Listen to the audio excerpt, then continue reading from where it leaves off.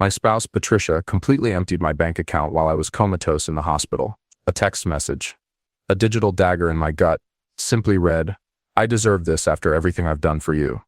My response? A single thumbs up emoji. A curt, emotionless acknowledgment of her betrayal. The following day after my release, I didn't head home. My name is Richard Miller, 47 years old, and I'd spent a quarter of a century behind the wheel of a big rig. Not exactly a glamorous career, but it provided for Patricia and a lifestyle she never truly seemed to appreciate. For weeks I'd felt a persistent tightness in my chest, dismissing it as stress from the long hours and the relentless consumption of substandard roadside coffee. But the discomfort intensified, eventually becoming unbearable. Somewhere outside of Denver, the pain became overwhelming, forcing me to pull over. I summoned emergency services myself, and they airlifted me to a medical center in Boulder, Colorado. It turned out I wasn't experiencing a simple anxiety attack. My heart was failing. I recalled the doctor's grim expression before everything went dark. "We're losing him," she announced. Not exactly words of comfort as you slip into unconsciousness. Doggy lines in my arms. A stent implanted in my heart. A nurse informed me I'd flatlined twice.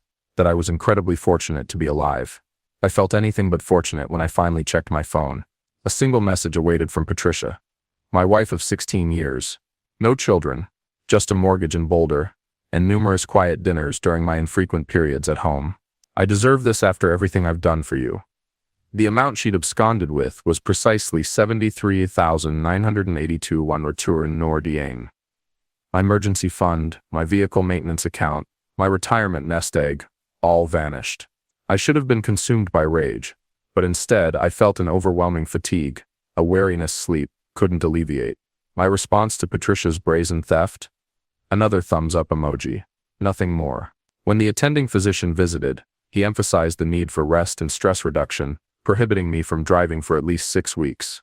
He inquired about my transportation arrangements for the following day. I lied, assuring him someone would be collecting me. That evening I contacted my brother Mark. He resided across town. We hadn't spoken in months, not due to any significant conflict, but simply because our lives had diverged. "I need a favor," I stated. "Anything," he replied, without hesitation. "I need a place to stay for a few days, and I need you to keep it from Patricia." A pause followed. "She doesn't know you're alive?" "Oh, she knows," I clarified. "She just doesn't know I'm not returning home." I'd initially met Patricia at a roadside assistance stop outside of Albuquerque. She had a flat tire, and I, the knight in shining armor, knew how to operate a jack. Back then, my competence seemed heroic. Later, it became simply expected. We married 6 months later, a quick but not reckless decision. I was 32, she was 29. Old enough to exercise better judgment, young enough to embrace faith in something. She never truly enjoyed my 3-week absences each month, but she relished the financial comforts my work provided. I called every night, initially sharing lengthy conversations, but over time they dwindled to brief updates and perfunctory check-ins. In the final years, communication consisted mainly of text messages. Looking back, there were warning signs. She ceased inquiring about my return, embarking on trips with friends I'd never met, although I maintained my trust in her. Isn't trust the cornerstone of marriage? Mark welcomed me into his guest room. A construction supervisor, locally employed, twice divorced, he understood the capacity of people to disappoint. "You should eat something," he suggested. I wasn't hungry. My mind was racing. I pondered the house I'd purchased, the refinancing I'd completed 3 months prior when interest rates plummeted. Patricia claimed she was too preoccupied to attend the closing, so I handled it independently, placing the property solely in my name due to my superior credit score. She never even requested to examine the paperwork. There was also the durable power of attorney for healthcare I'd established the previous year, prompted by a friend's stroke and subsequent struggles with medical decision-making. My niece Sarah, Mark's daughter, a law student, had meticulously ensured everything was in order. "Does Patricia know you're here?" Mark asked, offering me a sandwich. "No," I replied, "and we're going to keep it that way for a while." "She took everything?" I nodded. "What are you going to do?" I took a bite of the sandwich. It tasted like nothing. "I'm going to rest. Doctor's orders." But that night, sleep eluded me. I stared at the ceiling, replaying countless instances of Patricia's emotional distance, checking her phone surreptitiously, altering passwords, shifting funds between accounts for optimized interest. I'd been utterly blind. but no longer. On my third day at Mark's, a text arrived from our neighbor, Robert. Haven't seen you around. Everything all right? Patricia has a visitor. Thought you should know. I let the message sink in, unresponsive. Later I accompanied Mark to a bank, not our usual branch, but the main downtown office. We requested an appointment with a fraud specialist, presenting the text and screenshot. I explained my hospitalization and the unauthorized withdrawals. The bank representative maintained a neutral, professional demeanor, but I detected pity, perhaps even a hint of anger on my behalf. Miller, we can initiate a fraud investigation. However, given the joint account structure and your wife's equal access, it might prove challenging too. I understand, I interrupted, but I want to try nonetheless. She nodded, beginning to type. We'll need hospital records. Verifying your stay, specifically documenting your unconsciousness or incapacitation. Not a problem. And you should be aware that if this escalates into a criminal case, the police will become involved. I'm aware. I confirmed. On our return to Mark's, we stopped for gas. I remained in the vehicle while he pumped. Through the windshield, I observed a family, a father and 2 children, purchasing ice cream. Normal life continued around me. To my dispatcher requesting extended medical leave to the credit union, where I maintained a small business account, and to a lawyer, a friend of Mark's. I need to understand my position, I explained, regarding the house, the accounts, everything. Blake, the lawyer, agreed to a meeting the following day. I opened my laptop, accessing accounts Patricia was unaware of, reviewing investments she'd never shown interest in. It wasn't about concealment. She simply never demonstrated any curiosity about the less glamorous aspects of our finances. Another text arrived, from Patricia. Where are you? Your truck isn't at the depot. Did they tell you I stopped by? I didn't reply. Cameron, this is absurd. You can't simply vanish. We need to discuss this. I ignored the message. I was no longer angry. I wasn't even hurt. I was simply done. And with that came clarity. Patricia hadn't merely stolen my money. She'd granted me my freedom. A week after my discharge, I returned home, midday, ensuring Patricia would be at her office. I entered using my key, as if returning from a typical hall. The house felt different. An unfamiliar cologne, empty wine bottles, 2 wine glasses in the dishwasher. I packed my belongings, essential documents, and a small lockbox containing my birth certificate and passport. As I departed, I noted the absence of our wedding photo from the hallway table. Back at Mark's, I met with Blake. Spread across the kitchen table were various documents. The house situation is intriguing, he observed, reviewing the refinancing paperwork. Given the sole refinancing in your name, the medical clause, and your recent cardiac event, you have a robust claim to sole ownership. What about the money she took? Blake frowned. That's more complex. Joint accounts usually imply joint ownership. However, he tapped the bank statements.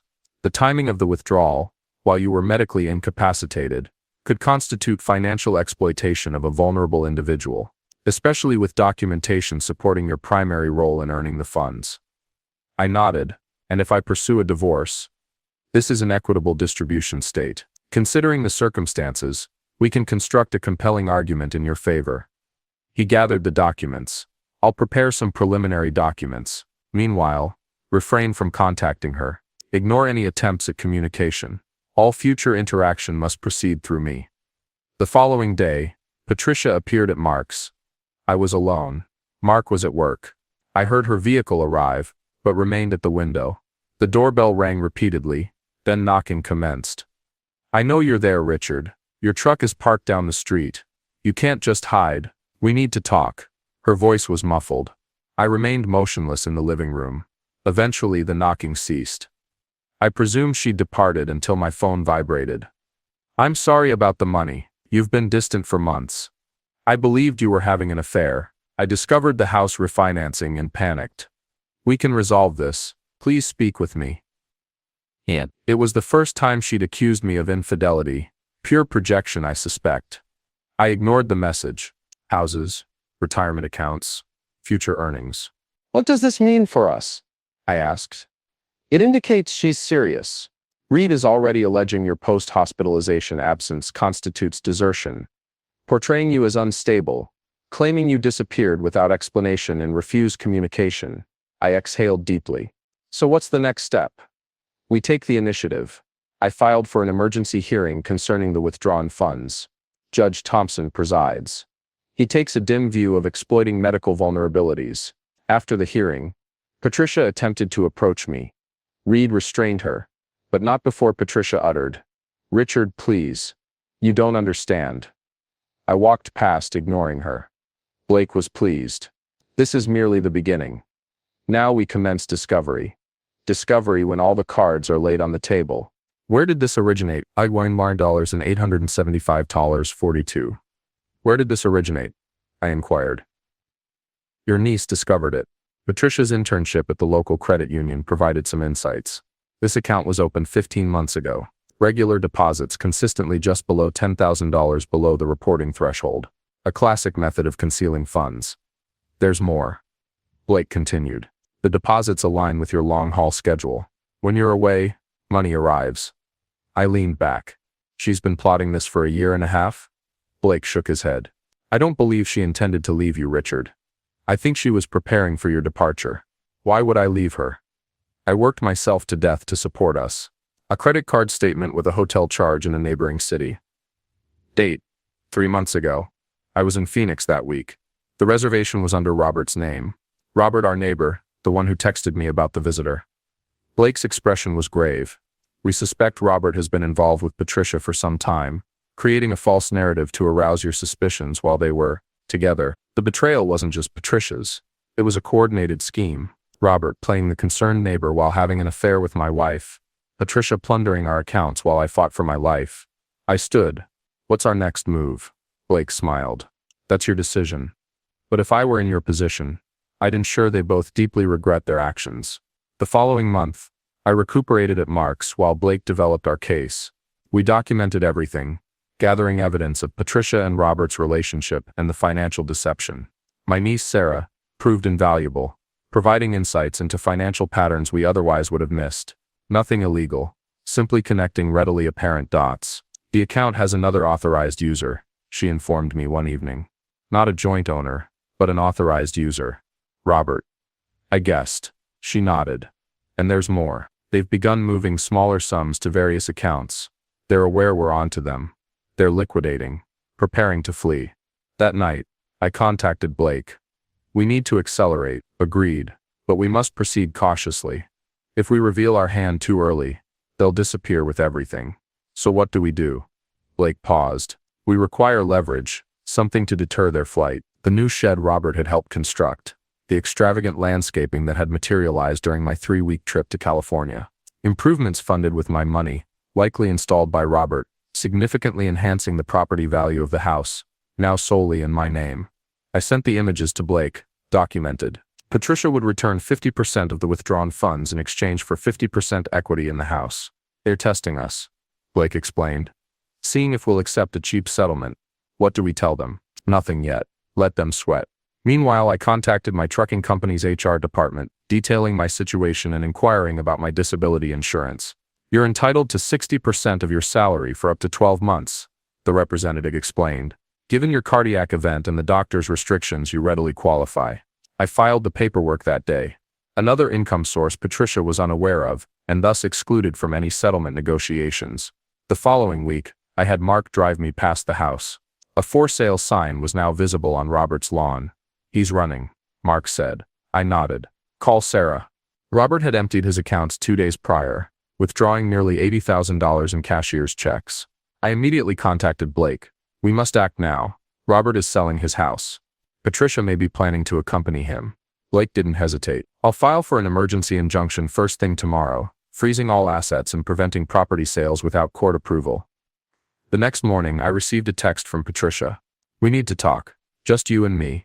No lawyers. I showed it to Mark. They're desperate, he said. I nodded. Good. I forwarded the text to Blake, who replied, Don't respond. Injunction hearing is at 2 p.m., 30 p.m. en route to the courthouse. I spotted Patricia and Robert in the parking lot, engaged in a heated argument. They didn't notice me. I discreetly recorded them. 30 seconds of irrefutable evidence. Inside, Blake awaited. I showed him the video. Perfect timing, he remarked. Judge Thompson is already in a foul mood. I straighten my tie. Then let's not keep him waiting. Judge Thompson's chambers were smaller than the courtroom. Just the judge, both lawyers, Patricia and me. Robert was excluded. The video played on the judge's computer. No sound, but their body language spoke volumes. Ms. Reed, Judge Thompson stated after the video concluded, care to explain why your client has consistently declared under oath that she has no relationship with this neighbor, when video evidence unequivocally demonstrates otherwise? Reed appeared shaken. Your Honor, the nature of their relationship is irrelevant to the financial matters. It is relevant when financial fraud is alleged. The judge addressed Patricia. Miss Miller, are you planning to leave the state with Mr. Jensen? Patricia's face paled. I don't. Let me rephrase. The judge continued. The court possesses evidence that you and Mr. Jensen have been transferring substantial sums, that Mr. Jensen is selling his property, and that you withdrew funds from joint accounts while your husband was incapacitated. This suggests a pattern of deception and intent to flee. He addressed both lawyers. I'm immediately freezing all assets belonging to both Patricia Miller and Robert Jensen. Neither may leave the county without court permission. Additionally, he turned to me. Given Mr. Miller's medical condition and evidence of financial exploitation during his incapacity, I'm granting Mr. Miller temporary exclusive use of the marital home. Patricia made a choked sound. Your Honor, Reed began, but the judge raised a hand. Exploiting a medically vulnerable spouse is something this court takes very seriously. You're fortunate I'm not recommending criminal charges. Blake gathered his papers, subtly suppressing his satisfaction. As we left, Patricia met my gaze. For the first time I saw genuine fear. Not of me, but of the repercussions. 3 months, post-hospitalization. I moved back into our house. My house now. The divorce concluded more rapidly than anticipated. Patricia didn't contest after the injunction hearing. Robert had vanished, leaving her to confront the consequences alone. Ultimately, the judge awarded me the house, my truck, and 80% of our savings. Patricia received her vehicle, and the remaining 20%. The secret account was divided equally, but only after she covered my legal fees. I never spoke to her again directly. All communication proceeded through our lawyers. Last I heard, she'd relocated to Phoenix, presumably starting anew. 6 months later, I sold the house. Too many memories. I purchased a smaller property, nearer to Mark and Sarah. I utilized some of the funds to assist Sarah with law school. She'll be an exceptional attorney someday. I no longer drive long haul.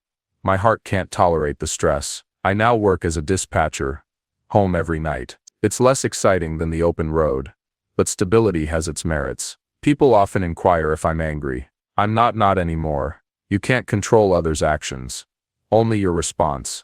Patricia believed she'd taken everything that day in the hospital. Instead, she compelled me to fight for myself as never before. Last week, while organizing old boxes, I discovered our wedding album. I considered discarding it, but I didn't. It's now part of my narrative. Not the conclusion, but merely a chapter. The heart attack nearly killed me. The betrayal nearly broke me. But I'm still here. Changed perhaps, definitely stronger. Some lessons are learned the hard way. Some relationships are severed for justifiable reasons. And sometimes, the life you rebuild surpasses the one you lost.